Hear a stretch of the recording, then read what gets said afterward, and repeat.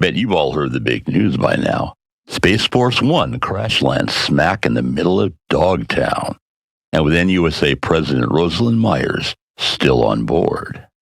Lend me your ears, Night City. This is Maximum Mike, and I'm telling you this story is a big one. I'm guessing not many of you have ever stepped foot into Dogtown, and no wonder. This hostile part of Pacifica belongs to one Kurt Hansen, an ex-military soldier turned self-appointed dictator. And this is a dictator who's got a beef with the NUS president. Washington claims, of course, that Myers wasn't among the passengers of the ill-fated flight. Yeah, right. Folks, this wasn't some freak accident, a stroke of supremely bad luck. No, Myers was most definitely on board, and it was Kurt Hansen who gave the order to blast her out of the sky. Now, you might be thinking to yourself, okay, I buy that. But why make such a desperate move, and why now? So let me give it to you straight. There are a lot of politicos in the upper echelons of the NUS government, and even more old friends from Myers Militech days. And they all dream of another unification war, of putting an end to Arasaka's expansion on American soil. Once and for all. I mean, can you fathom any better justification for a call to arms? The assassination of the NUS president? And in the infamous free city of Night City, no less. I'd call that preem. As for Militech covering their asses, that's why they kept Hansen on their shadow payroll. When the sabers start rattling and the blame starts flying, it's going to land squarely on him, a deserter of their own corp. Think on it, sleep on it, but don't you dare wait on it. Another war may be just around the corner. You want to stay ahead of it. Some chumbadas of mine from Europe just recently educated me on a crime syndicate based in Paris, known widely as Le Collectif, or the Collective. It's not their official name per se, but so little is known about this association that the line between fact and fiction is difficult to draw. That said, the Collective makes one thing certain, that the European democratic system is just pretty window dressing. Nothing more. The real strings of the Collective are being pulled by French monarchists, the Legitimists, Orleanists, Bonapartists, all of them with links to local terror cells. The attacks on the Bastille, the Arc de Triomphe, the Waterloo bombing. These were statements made by real power and its shrewd consolidation. And legit French government, don't they have any clout? Whatever non-monarchists do remain there, they know when to look the other way and where to look when they do. So you're thinking, okay, Max Mike, where are you going with all this? What's it got to do with Kurt Hansen? Well, here's my theory.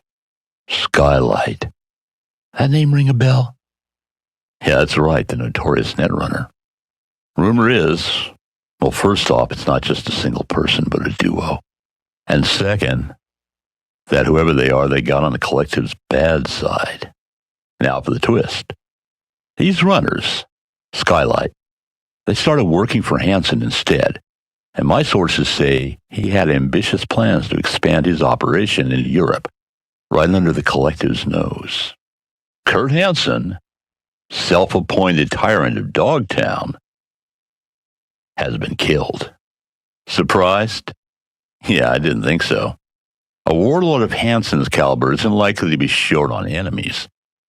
Now, if you're a regular listener, the first thought that popped to your head was the obvious. Probably Militech. Just them tying up a loose end. No, people, this regicide was no fluke. Hansen believed his walls made him invincible, and he was wrong.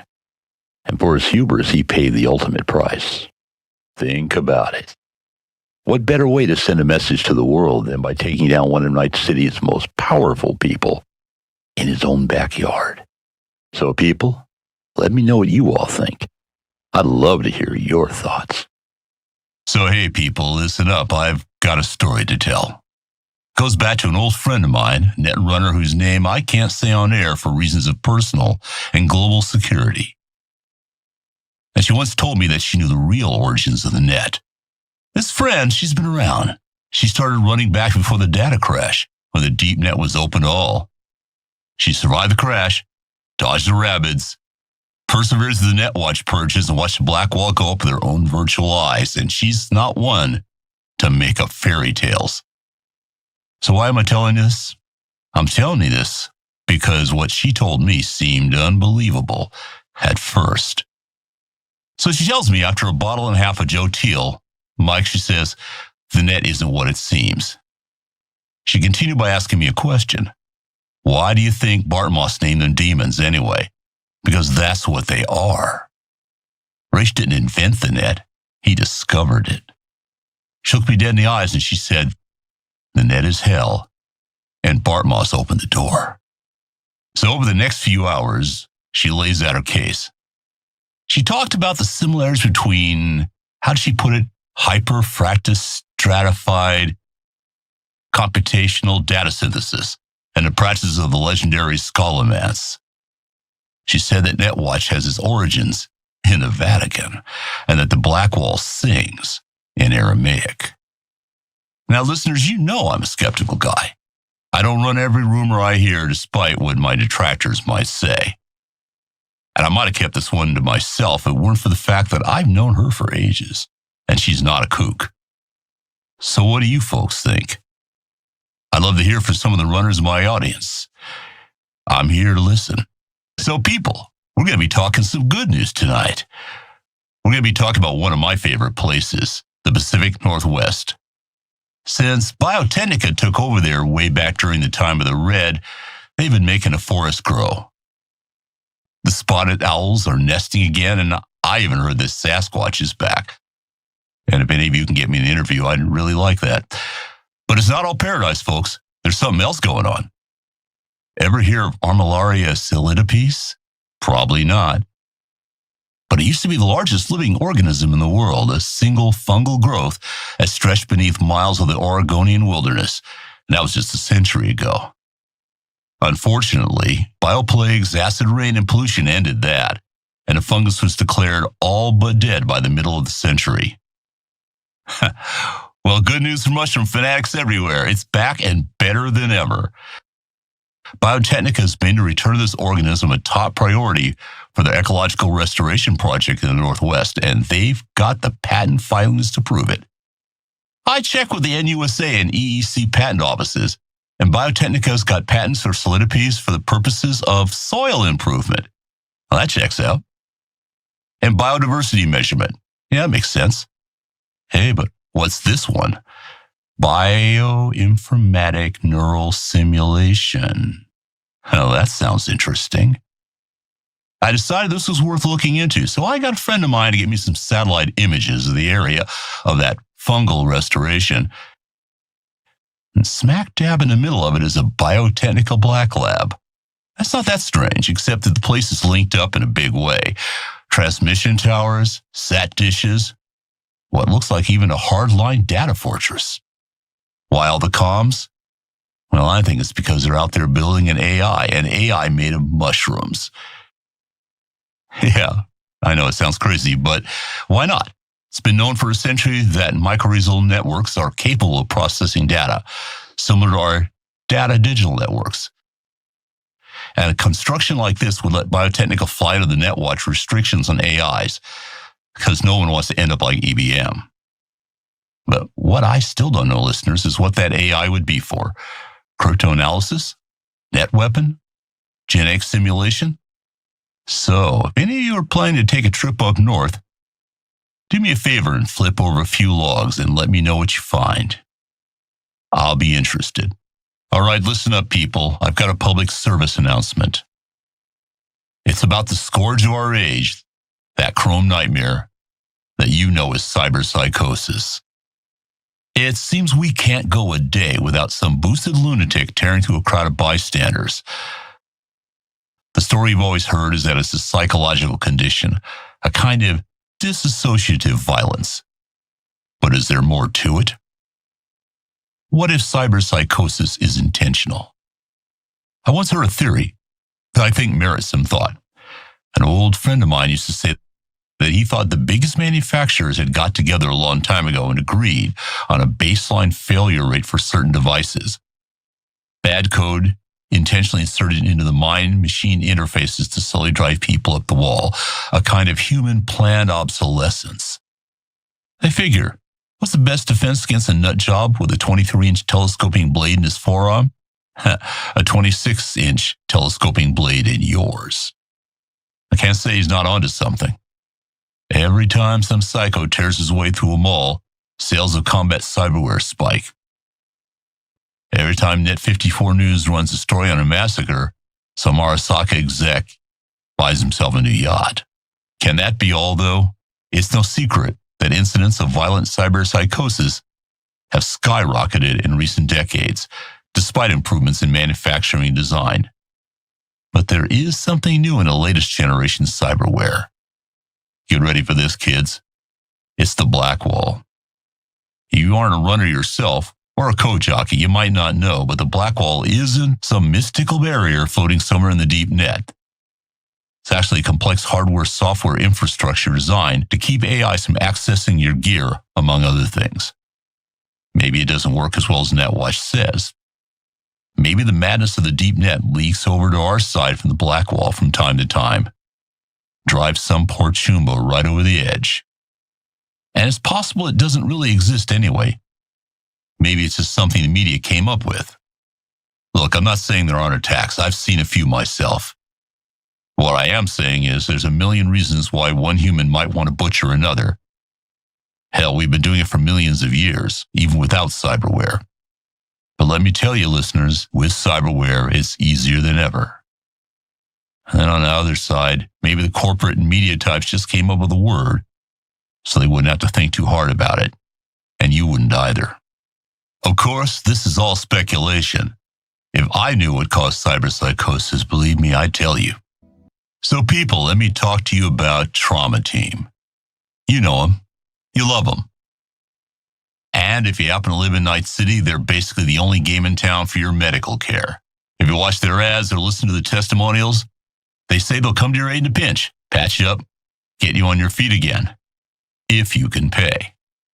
And that's a big if, folks. So what happens if you can't? Turns out our friends at Trauma Team might have a unique collection method. Missed many payments? You might just find yourself the victim of a debt recovery team. It usually goes like this.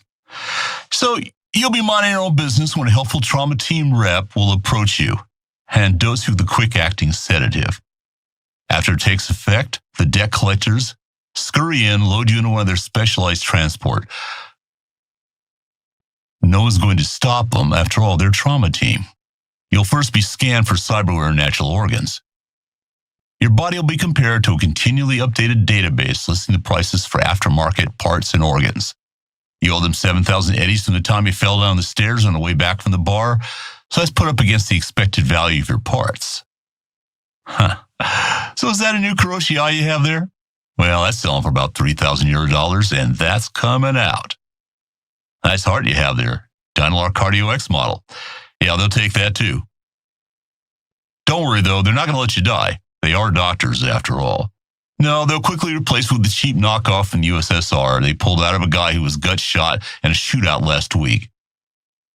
Yeah, it's probably still good. The Dynalar minus the cost of installing the replacement, well, that's another 3,000 eddies. Yeah, we're getting there. Your liver looks a little damaged from too much drinking, but they can still get a decent K for it. And best part, it's an original.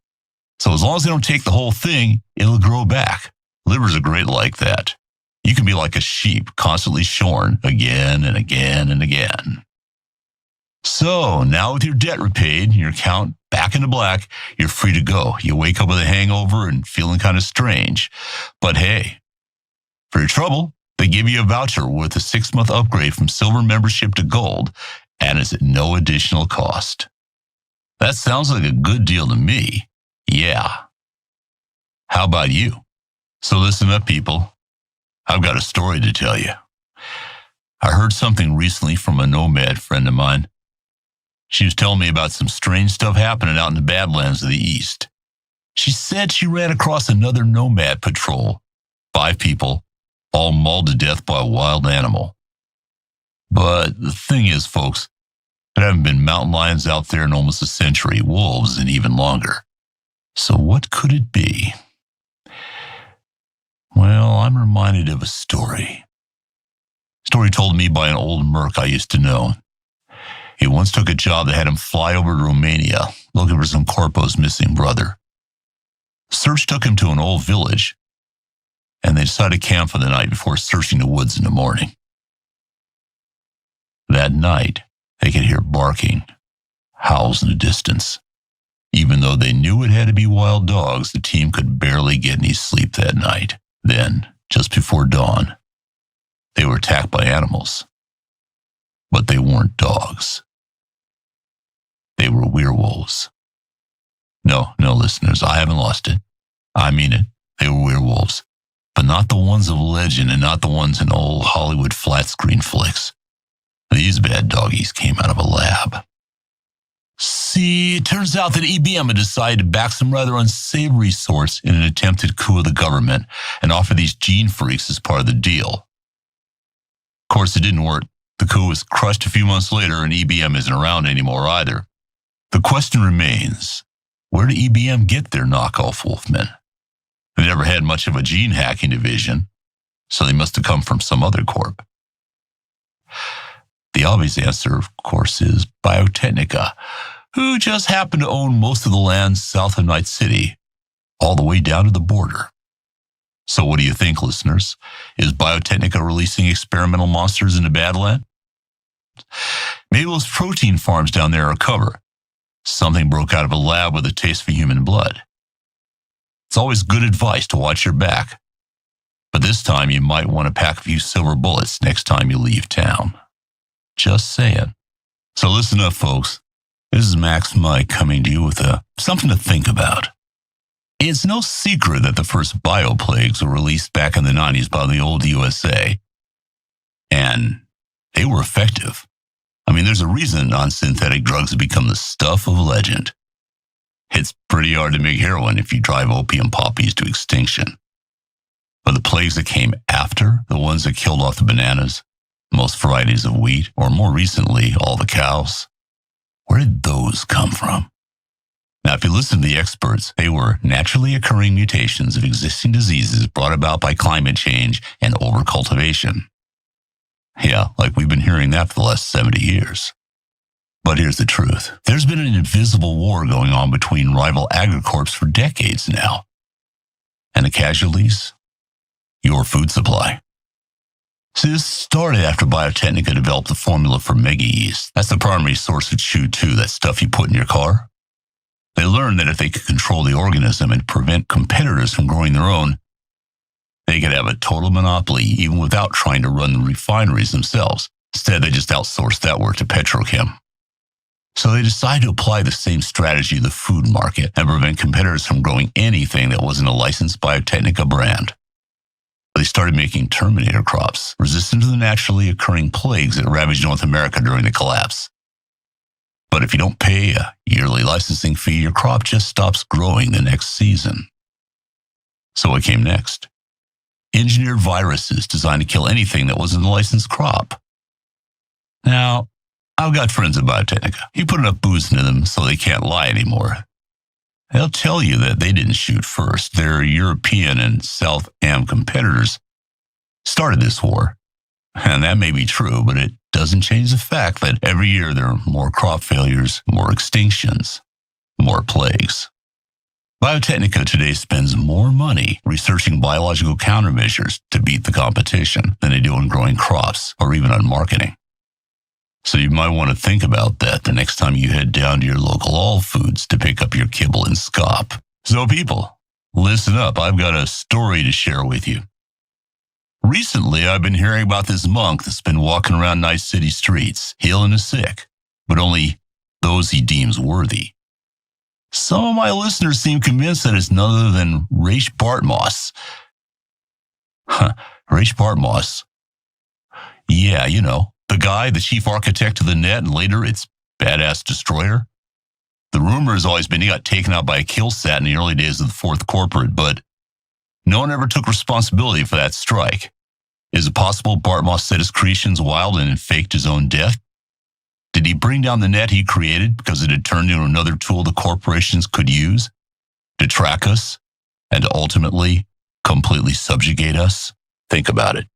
Okay, people, listen up. This one comes to me from a listener who raises a great question. And he suggests an answer. How does the Arasaka family live so long? What about the Lucchese's, or half a dozen other high-profile corpo families that are pushing 200 years at this point? His answer? They're vampires. The world is ruled by vampires. Well, folks, I can't say I haven't thought about it that way, but let's consider the evidence. There's the obvious. They seem to live forever and they look good doing it. Have you seen the documentary recently about Hanako Arasaka? She doesn't look a day over 40, but she's currently pushing her 8th decade. They drink blood. Yeah, checks out. They drain this city for sure. They sleep in coffins. Well, I do happen to know Saburo Arasaka spent the better part of this century in a medical tank to keep him alive. What do the med techs call it? Ah, the sarcophagus. Yeah, it's more of a mummy thing, but close enough. They can only be killed with a wooden stake. And I'm not sure about this one. But maybe someone should test this out and let me know. So listen up, people. I'm going to give you a history lesson. It's been 50 years since the carbon plague hit. What's the carbon plague, you ask? It was a disease that only killed adults. It's a terrible thing, and it left a generation of orphans behind. But at least the kids that contracted, if they survive into adulthood, they make it with no lasting effects. At least that's what the docs say anyway, but I'm not so sure. See, back in the 2020s, just before the fourth corporate war broke out, this unidentified AV went down near Haywood. Whatever it was carrying, it was bad stuff. In less than a month, 600 adults had died of a previously unknown disease that just melted them, literally. The whole thing got contained, cleaned up, covered up. The CDC, back when that was a thing, said that it was some sort of flu. Yeah, like a flu that melts your body. But on the street, they knew the truth. It was a bioweapon. And on the street, they started calling it the carbon plague. Now, the story goes that the orphan kids mostly wind up going to surviving relatives, or the special orphanage the Knight Foundation set up after the tragedy. And the story should end there. But it doesn't. Some of those kids weren't the same afterwards. They could do things. Things that shouldn't be possible. Mind reading. Hacking without a deck. Telekinesis. Literally comic book stuff. Story gets murky at this point, but sometime during the war, those kids all vanished. Officially counted among the missing after the downtown bombing. Some say they ran off. Another story I've heard is that some corp got wind of their abilities and kidnapped them, using the chaos of the war as cover. Now, personally, I'd like to think they busted out, made their escape, and they live free to this day. So maybe some of them are listening now. If you want to tell me your story, give me a call. I'll make sure you can't be traced. And I'll make sure the truth gets known. Now, I'm sure you've seen the news. Yorinobu Arasaka's the new head of Arasaka Corporation. Yeah, I'm afraid that's not possible. The truth is, Yorinobu's as dead as a runner surfing the Black Wall, and he's been for the past 50 years. So I guess we should start beginning, right, people? Yorinobu, as a lot of you know, is the youngest son of old man Saburo, but he didn't take after his father, quite the contrary. Now, when Yorinobu learned what his father's enterprise really stood for, he left. Kid ran away from home, formed a biker gang called the Steel Dragons. They weren't just any street gang, mind you. They had a mission. Espionage, terrorism, assassinations, all aimed at the Arasaka Zaibatsu. And they kept it up for years, too. But it all stopped on the day those towers in Corpo Plaza came down now. That's quite a coincidence, don't you think? The official story is that after the death of his big brother, Yorinobu came home, apologized to Big Daddy Saburo, and was accepted back into the family. That's a straight-up con, people. Yorinobu was in those towers when they got wiped off the map. Maybe even helped bring them down. And all the evidence, is buried under a million tons of debris we don't know. So who's this guy, you ask? The one on TV talking about his dear old dad and the virtues of the Arasaka family business? Yeah, I've got a few guesses. It's no secret Arasaka's been working on human cloning tech for almost a century now. So it's possible this guy is some sort of mind control clone of the original Yorinobu. Wouldn't that be just like old Saburo? Your kid doesn't turn out the way you want, so you just try again. Alternately, never figured out what happened to Kei, Yorinobu's older brother, after the war. Maybe he disappeared to a black clinic and he came out looking just like his younger brother, but without the stain of the fourth corporate weighing him down with bad PR. What do you think? It's been over 50 years since the city was rocked by the nuking of the Arasaka Towers, but we still don't really know what happened there. Or do we? We're going to be separating the lies from the truth, or at least giving it a damn good try. If you listen to the street, as you should, they said old Johnny Silverhand finally took his final revenge on Arasaka. He got together with some of his edge-runner compatriots and gave Saburo a middle finger so bright it could be seen all the way back to Japan. And where did he get the bomb? You can't exactly buy a pocket nuke at the local gun store, even in Night City. But the people who back this story say he picked it up from the Nomads, who in turn stole it from Militech. Well, we know dear old Johnny led the attack, and I'm pretty sure he saw his revenge. Lord knows he had enough reason to want revenge on Arasaka, but the truth is he didn't come up with a plan and he didn't bring in the nuke. The rest? Well, Johnny, if you're out there, why don't you tell us? So people, it's been over 50 years since this city was rocked by the nuking of the Arasaka Towers, but we still don't really know what happened there. Or do we? So what's the truth? All these stories we've discussed, these theories, they hold some truth. But as always, the real story is a lot more complicated. Here's the facts I've been able to dig up. Well, here's my theory. At that point in the war, one of Militech's core advantages was that they held net superiority, and they were about to lose that lead. Militech hired a team of disposable mercs. Some of them, like Johnny, had axes to grind against Arasaka and were perfectly happy to take the job despite any risks. Militech also supplied the nuke. But the one thing all these versions of the truth leave out is the why. The Night City HQ of Arasaka was home to their net weapons division, and they had developed a new version of the infamous Soul Killer program. Something like that would have turned the tables against Militech and their allies overnight, so Militech needed to make sure it was offline. Why use mercs? Well, the fact is, even today, 50 years later, hardly anyone can agree on what happened that night. When corps get their hands caught in a cookie jar, it's good to have someone else to blame. And any mercs in the audience should be thinking about that before they accept that next corpo contract. Tonight, I'm going to be separating the lies from the truth, or at least giving it a damn good try anyway. So let's look at the first theory, eh? This one's promoted by the NUSA, Militech, and the Federalists. They tell us that Arasaka self-destructed the tower to prevent Militech from seizing the building and liberating Night City. Hey, if you listen to the story from someone like President Kress or the Pentagon, Arasaka blew themselves up as an act of spite. Knowing they were losing the battle for Night City, they detonated a nuclear device in their own HQ to prevent it from falling into the hands of the enemy and ensuring that the resulting destruction would keep the Americans busy picking through the debris. Yeah, right. This story is full of holes. They weren't losing the battle for the city, and they had no reason to blow themselves up. On the contrary, at that point in the war, the high brass in the U.S. government were getting pretty damn tired with this war, and they were getting ready to end it by any means necessary, and that put Militech in a pretty tight spot.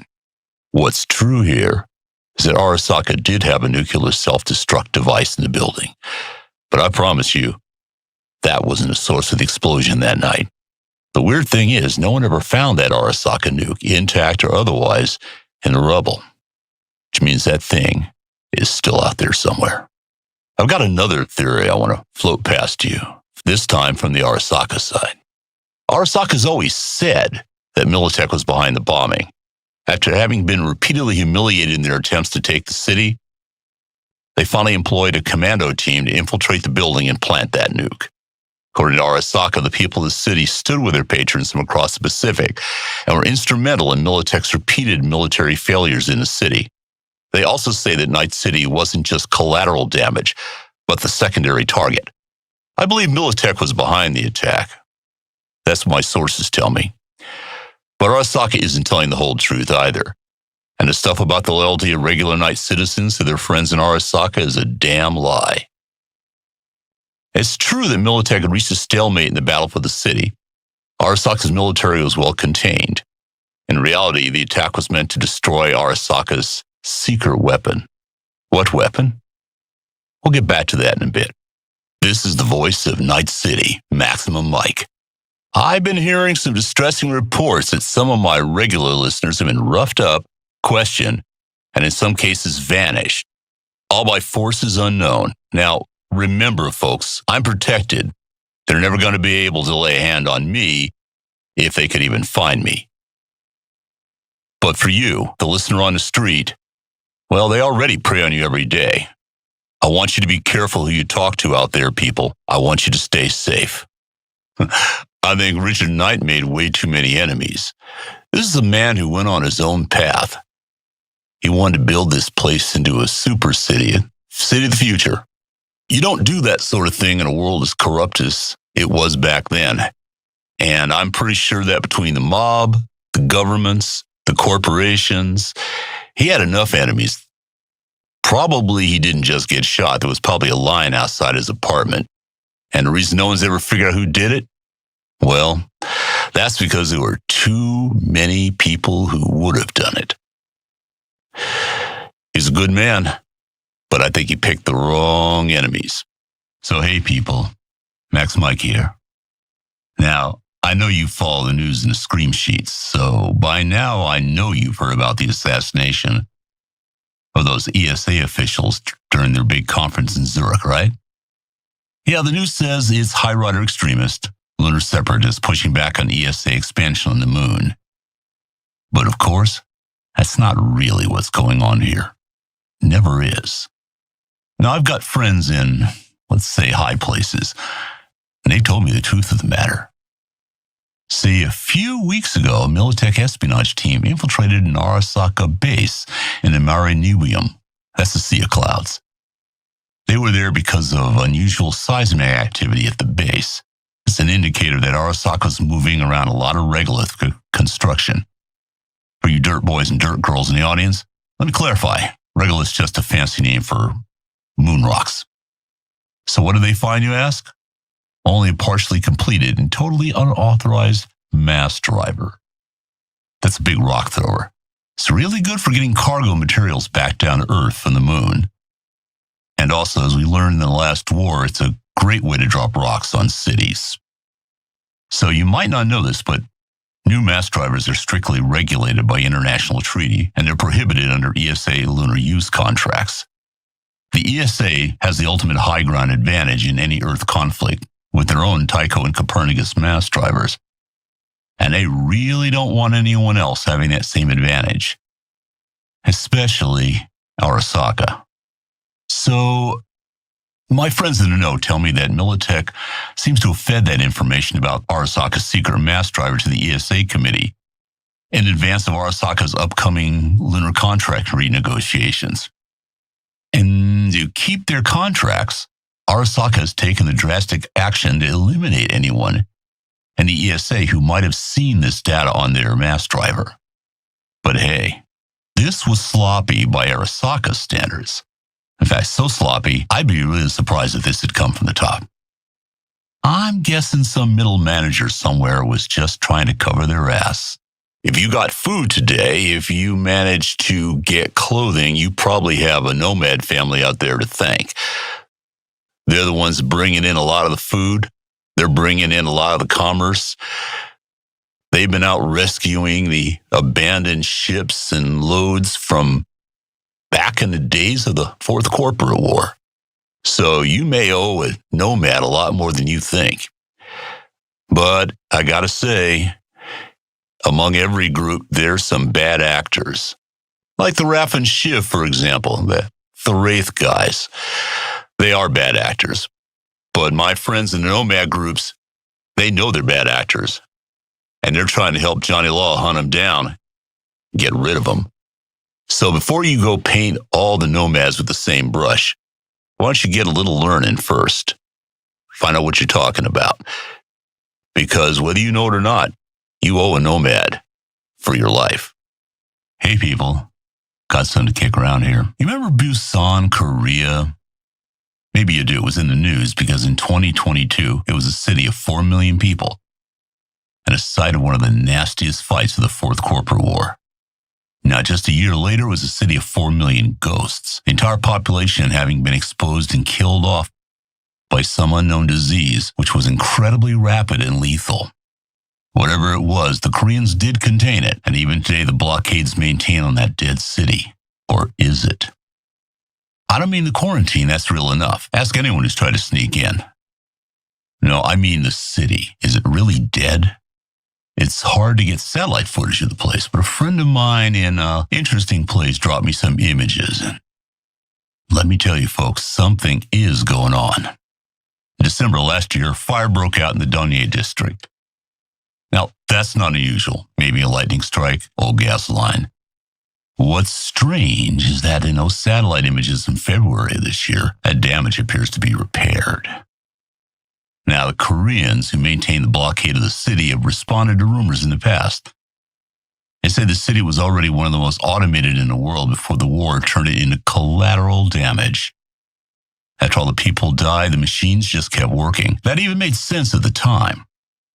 Come on, it's been 50 years. Do any of you know of any machine that keeps running for 50 years without proper maintenance? I mean, sure, the machines keep the lights on, but who's keeping the machines running? And there's something I left out earlier when we were talking about this. Those buildings that burned down in December were old apartment complexes. So what's there now? Well, according to sat photos, it looks like warehouses, at least to me. Listeners, these aren't repairs. It's new construction. Sounds to me like the official line on this one is an official lie. As usual. And now, loyal listeners, a special bulletin. Saburo Arasaka, the ancient patriarch of the Arasaka Corporation, has died. Just kidding, folks. You're too smart for that. You and I both know he's not really dead. Saburo Arasaka spent nearly 100 years now on a quest for eternal life. He's guarded around the clock by a private army and lived for the better part of the century in a med tank designed to regenerate organic tissue. Guys like that, they don't just die. They certainly don't just get murdered by rivals. What would Saburo even be doing in Night City? No, folks, this is a smokescreen for something. And it wouldn't be the first time. If you're old enough to remember the Fourth Corporate War, there was a widespread report that Saburo had been killed by the Japanese SDF in a bid to end the war. Of course, it turned out not to be true, and the war dragged on for another year. No, you can take this one to the bank. It's only a matter of time before Saburo's going to show up on TV, tell us all he's back as CEO and ready to take the Arasaka Corporation into the next century. Yo, people. So, I don't know if you saw the news, but there's a Klimt exhibit that's opening at the California Museum of Art, San Francisco, in a few weeks. I like Klimt. I was planning on going myself, but I figure there's no point. I mean, after all, it's nothing but high-quality forgeries. What? You mean you think they keep any art on Earth? No, from Picasso to Da Vinci, Pickman, and Mapplethorpe. I've been told they've been taken to a secure vault on Luna. Why? Well, that's unclear. Reportedly, it's because after the Fourth Corporate War nearly brought an end to civilization, some of the richest people on Earth got together and made an insurance policy of sorts. Keep the cultural heritage of the Earth in a secure place, out of harm's way in case of another, more serious war. And on the face of it, that's not really bad. But I've heard a darker rumor.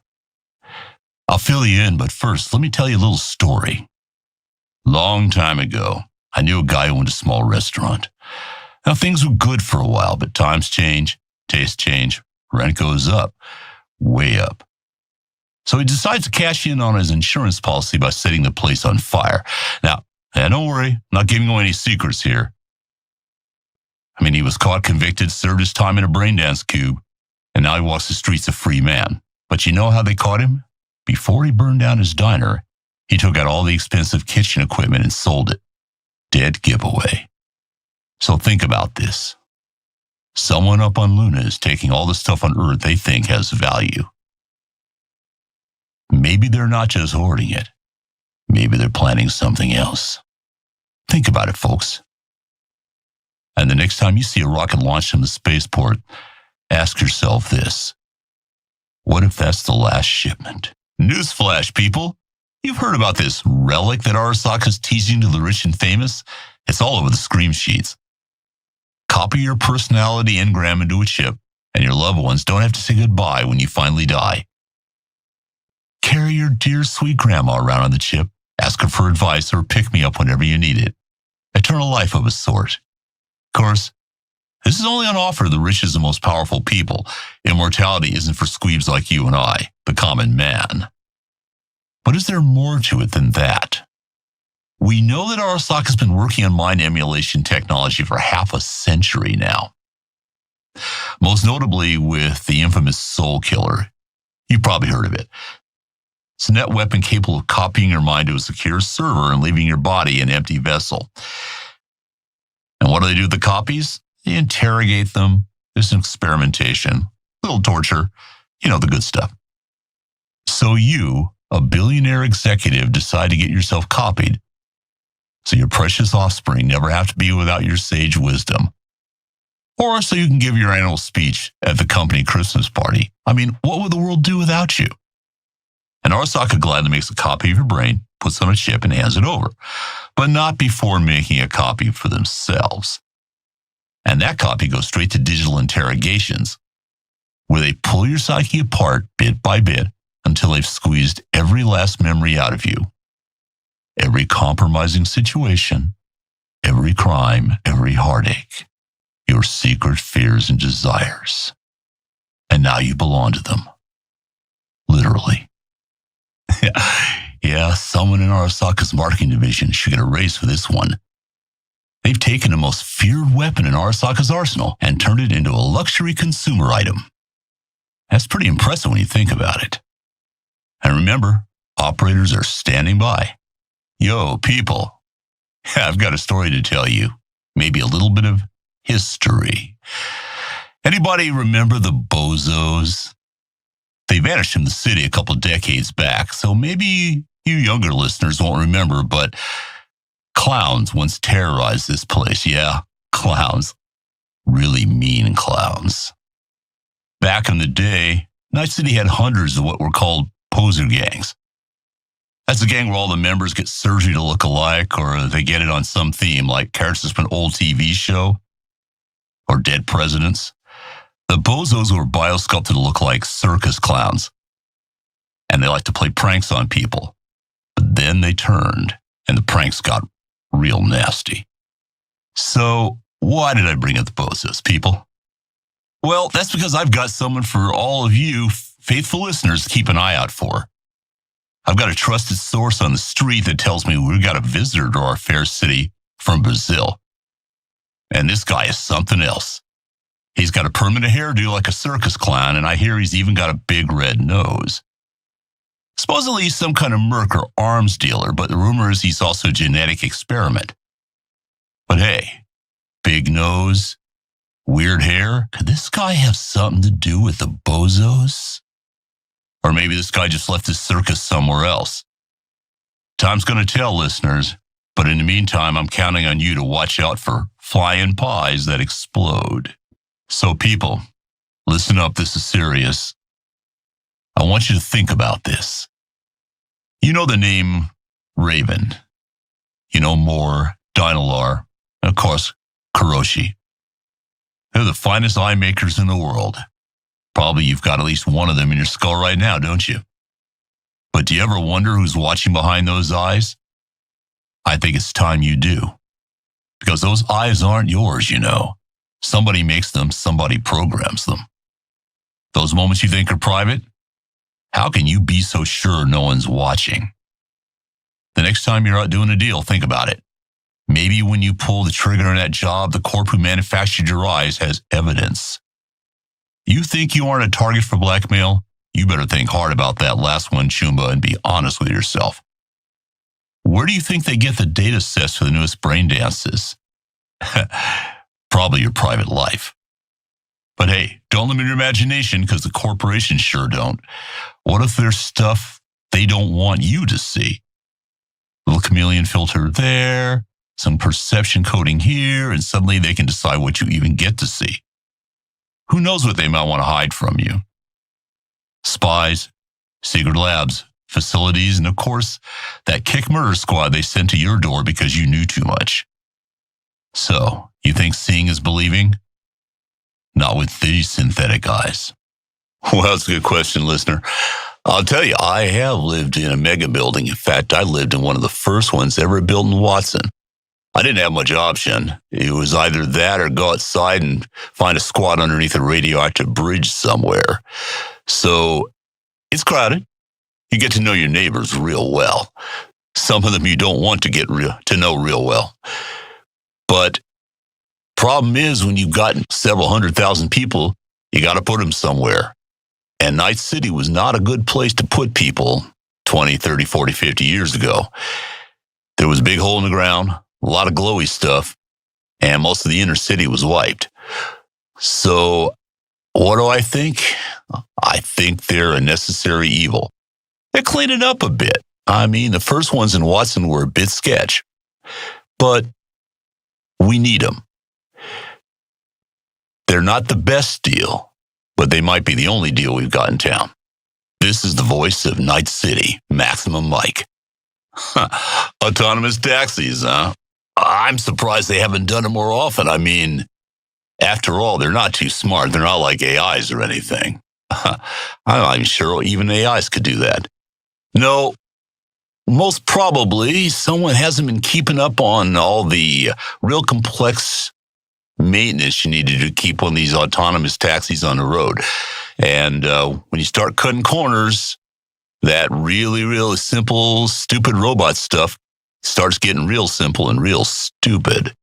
So crashing into people, crashing into walls, buildings, could be anything, but I'd put it down to faulty maintenance instead of something real sinister. Of course, I could be wrong. If any of you listeners have anything you want to send in on me, call my producer. I'll look into it. Well, I suppose I could give you the usual claptrap the politicians do about thank you for your service, but they don't care, and they didn't care when I mustered out either. What are you going to do? Well, unfortunately, the nature of human beings, the way they are, there's going to be wars.